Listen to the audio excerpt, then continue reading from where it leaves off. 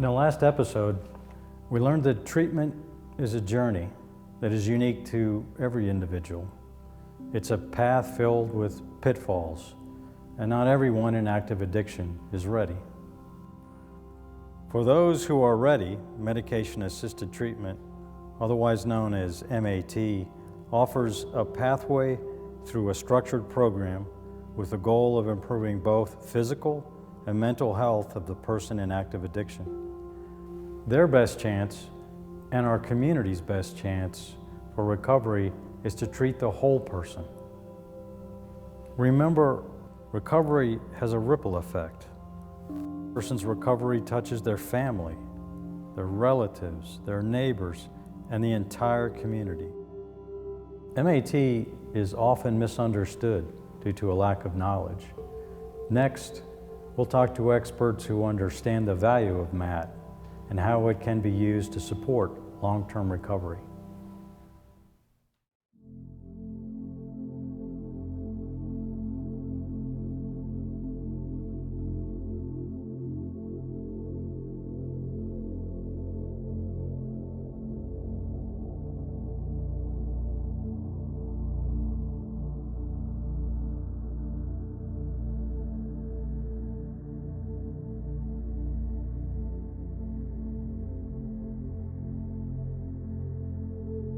To see that change, you know, and you don't know until you try. People, you know, they're saying, oh, I'm changing one drug for another.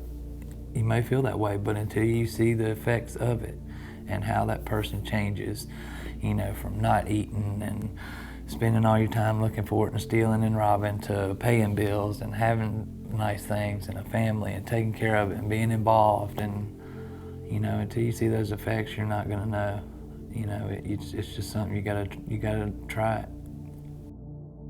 Whenever, you know, we have the label or the term alcoholism, or someone who uses heroin or crack cocaine or whatever the substance is, there's often a stigma associated with that. For that individual, that stigma internalizes as shame. And so if I'm shameful, I'm less likely to ask for help. I'm less likely to go to my local church or wherever my form of resource is, because I'm afraid of what someone is going to say about me, what they're going to think about me. There's also a certain behavior that's associated with individuals that use substances. And so I often tell people, just because someone is suffering from addiction does not mean they are a bad person, right? They are suffering and learning how to do things differently, but they're unfortunately, due to the addiction, engaging in bad behavior. That doesn't make you a bad person.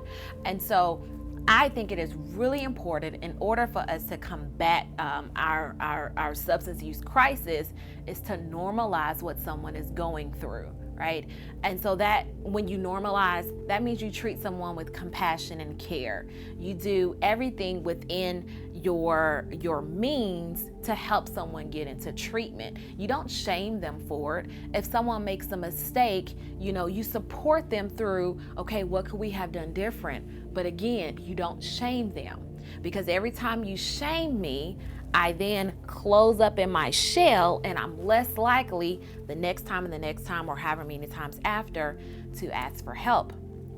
And so as we normalize, we then move into a phase, if you will, of instilling hope and sharing hope with someone. You know, if you have hope, that means that no matter what you have to do, no matter the hoops you have to go through, you are going to work as hard as you can, because you know that there is something on the other end of that horizon. You won't go through that in the form of stigma, in the form of shame, but with hope, you will try to find a way to thrive and survive and get through. And so when I look at stigma and I look at hope, I'd rather have hope, because I'll also have a better community. I'll have a healthier community. Stigma just sweeps it under the rug and puts something beautiful on top of it and act like it's not there. Doesn't mean that dirt isn't under the rug. It's going to continue to pile up, right? Hope cleans that up. My name is Dr. Pierre. I work at Daymark Recovery Services in Surry County, and I wanted to teach you guys today a little bit about MAT. It is one of the many services that we have here, but it's an important one given the current opioid crisis and epidemic that we're experiencing. A lot of people hear the term MAT and they wonder, what's that? What is MAT? And MAT stands for Medication Assisted Treatment, and it involves several medication options to assist an individual who's suffering from opioid use disorder with management of that condition. For the purposes of this video, and mostly what we do here, is use a medication called Suboxone. I will explain to you guys later on in more detail about that medication in particular to assist individuals who suffer from opioid use disorder with finding recovery and reclaiming back their lives. Substances of use, opiates being one of them, modulate dopamine and release dopamine, right? This is what creates the euphoria, what we term as the high, at a higher rate than our brains naturally release it, right? When you conceptualize it that way, when someone has developed an addiction to a substance, it's because it stimulates their dopamine and it reinforces their drive to do so, right? Anything that stimulates dopamine is hardwired into our minds to exist. When you conceptualize it this way, then you start to see, wow, that son of mine that's struggling with an addiction, that cousin of mine that's struggling with addiction, that parent of mine that's struggling with an addiction, are you telling me that the substance they're taking is as hardwired to them as my desire to eat? Yes, right? For that person, that substance is as hardwired. And we have tons of scientific models for that, right? Which is, again, the challenge of psychiatry. All of the objective data is in research papers, right? You've got cocaine studies in rats where the rats will choose the substance that modulates dopamine over food, right? Same thing. You have animal studies, and this is just with pets. I have a couple of dogs. I love dogs, right? But a dog's attachment to its owner. You have dogs, if they're separated from their owner, right? The dopamine release that they have from receiving a pet from their owner. If they haven't seen their owner for a while, and food, they choose the owner, that pet, right? They run up, wag their tails, and I haven't seen you in a long time, right? It's hardwired into us. Even in the recovery community, it can be viewed that you are substituting heroin for Suboxone or whatever your MAT approach is. It is a harm reduction approach. So when I take my Suboxone, I don't have the same effects as I would if I was to inject myself with heroin, right? If I take my Suboxone, I can be productive. I can go to work. I can engage in treatment. I can be that family person. I can be the mom to my son. I can be the wife to my husband. I can engage in the community and be a vital part of what's going on in the community when I take that medication. Now, if I inject myself with heroin, I'm the complete opposite, right, of what I just described. So although street drugs and MAT to some can be viewed as the same, they are very different when taken appropriately, when monitored appropriately. I'm against the model of just giving someone medication, any kind of medication, and not having a monitoring or treatment approach, right? And so I think it's important with any program that you're looking at to ask, what is your treatment approach? I don't want to just take medication, because medication alone is not the fix. I need a long-term solution, and that's the treatment that I get. People say you're replacing one drug with another drug, yada, yada, yada, and I say, the people at work, it was hard to convince them that, you know, look, I'm doing this medical assisted treatment. I have to get this medication. It's helping me to get off drugs and be sober. And for the first year or two, it was hard to get off work to be able to go. I mean, you can always get a doctor's note or whatever from your thing, but I was trying to be honest. I was trying to turn a new leaf and be honest to people. And I would use the statement, you know, would you deny someone a diabetic their insulin? So when I was doing drugs, I couldn't look at myself. You know, you have these dark circles, and you know you're scrawny, and you need a good meal, and you need a good 2 days of sleep, and you look awful. And then, you know, since doing the medical treatment, I don't know if it's the same for everybody. From the ones I've talked to, and you know, the friends that I've made through the maintenance program, they're getting the help, they're doing better. You know, me personally, I want to help people now. You know, I look in the mirror and I'm like, you know, what was that 10 years I spent chasing drugs and doing drugs? What was that? What was that for? Right? So it had to be a learning experience, yes. But can I take that negative and turn it into a positive? So now I'm looking to try to help people from going down that road, making the same mistakes. If we can catch it early and help someone, I'd love to do it. You know, but I'm proud of the person I've become. You know, I'm not a doctor, I'm not a lawyer, I'm not a millionaire, but I go to work every day. I've got 2 kids, a wife, a house, bills, and everybody's paid and fed and got what they need. And you know, I'm proud of it. I work hard for what I've got. That's all you can ask and hope for, you know. Then we have the stigma also that comes from people who see this as simply as a moral issue, that, well, you made the decision to use drugs, and so you've got to live with the consequences of what you've done. First, let me say, and I'll put my pastor collar on for just a moment, none of us are without sin. You know, Jesus even said, he is who is without sin cast the first stone, right? When he was talking to local leaders when they found someone who was doing something they didn't agree with. My question is, and I'm borrowing this from Pastor Greg, who's in Ohio, is, do you want to be the person who throws the stone, or do you want to be the person like Jesus who stooped down and helped that individual and lifted them up? I don't want to be a stone thrower. I don't want to be a stigmatizer. I want to be someone who gets down on someone's level and helps lift them up. That's breaking stigma. And from a faith perspective, that's what we should do, I honestly believe. Know that there is hope. There is another way. That way does not necessarily require you to make major changes. Little baby steps can generate hope.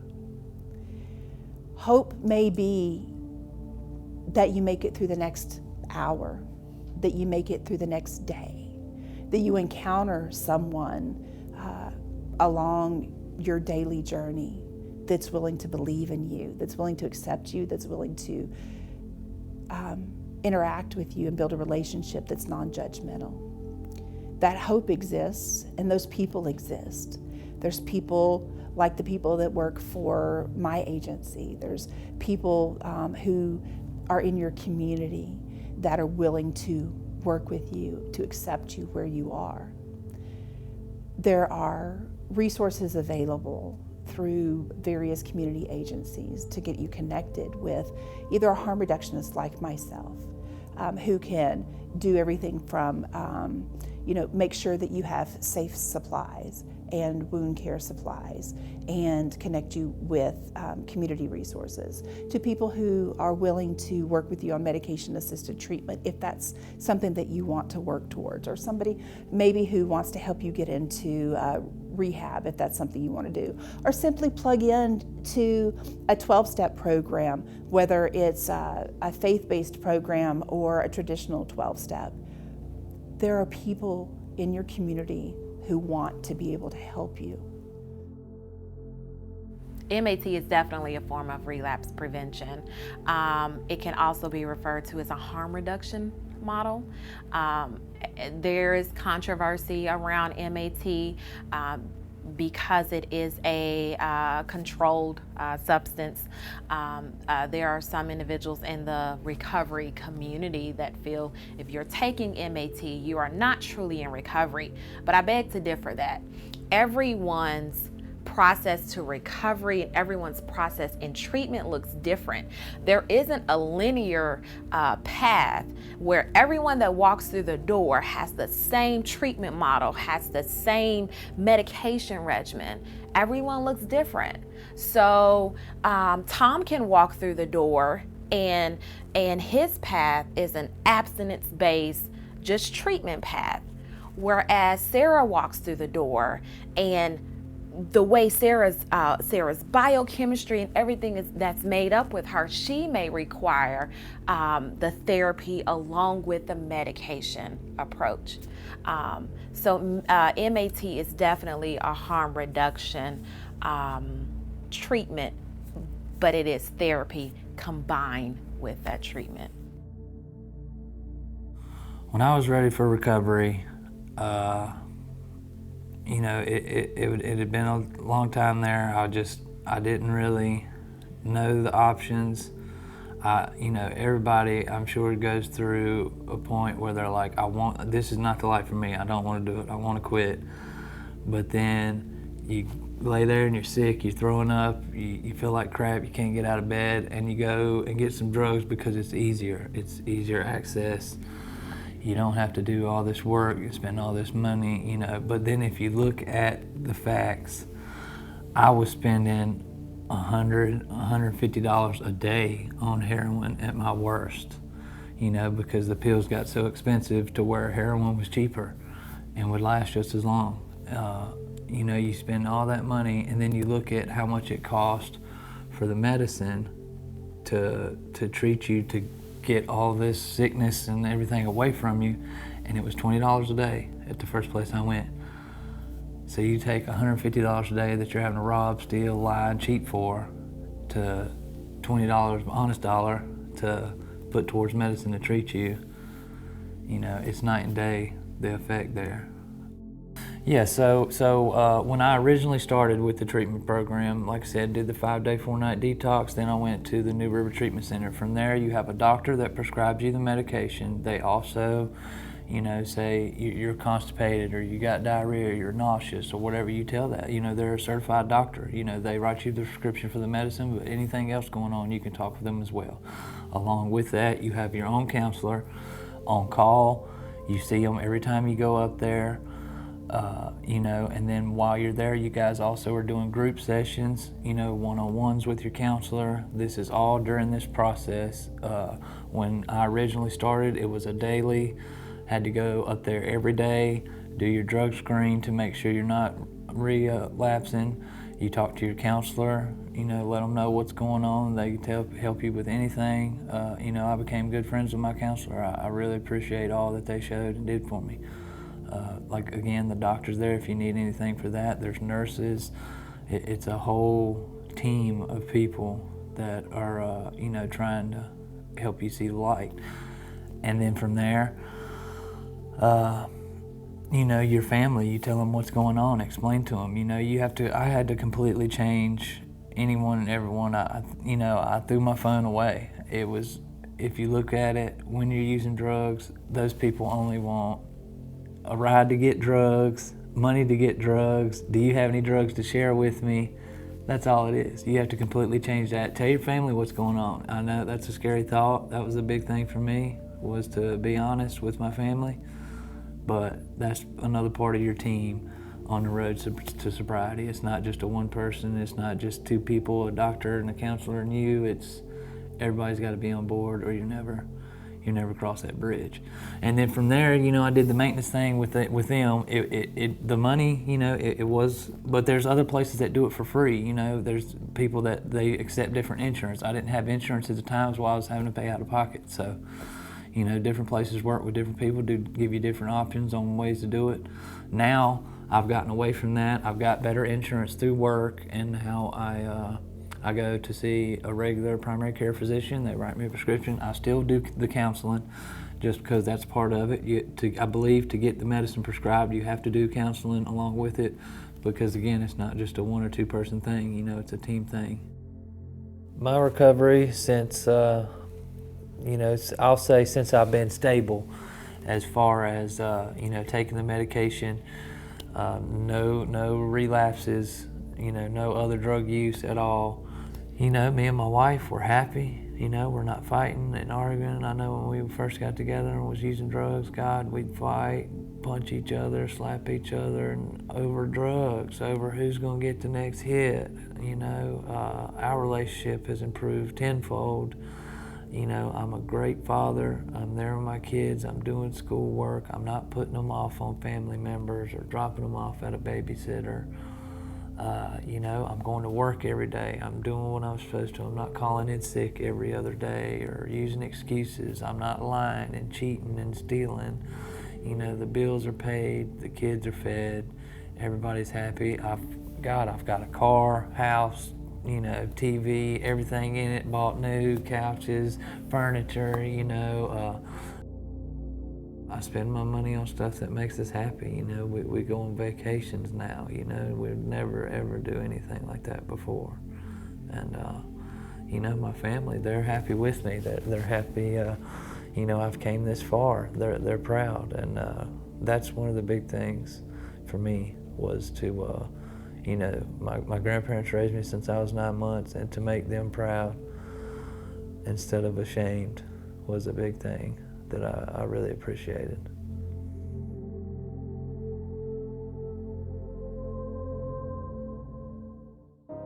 Medication-assisted treatment is not for everyone, but with proper supervision and support, it can offer a bridge to recovery both in the beginning stage and in the long term. MAT can help those in active addiction regain their health, both physical and mental. This helps them make better choices and better decisions.